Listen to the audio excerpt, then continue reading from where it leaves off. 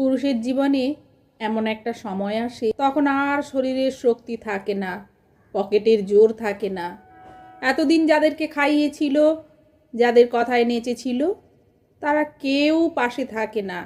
পাশে থাকে একমাত্র ওই অবলা নারী, তার স্ত্রী, যাকে সে দিনের পর দিন অবহেলা করেছিল, মানুষের কথায় তার উপর মানসিক শারীরিক নির্যাতন করেছিল। পুরুষকে জন্ম দেন একজন নারী, আবার সেই পুরুষের শেষ সময়টায় পাশে থেকে সুন্দর একটা মৃত্যু উপহার দেয় একজন নারী।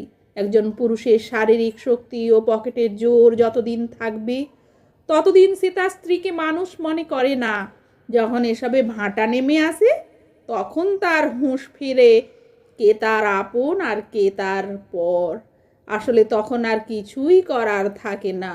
আপনার ভালোবাসার এখন আর তেমন মূল্য থাকে না, কারণ আপনার স্ত্রীর কাছে এসবের আর দরকার পড়ে না।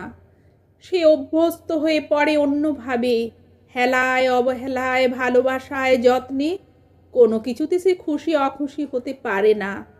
সংসার এক মায়ার বাঁধন, এখানে ভালো লাগলেও আঁকড়ে ধরে থাকতে হয়, না লাগলেও থাকতে হয়।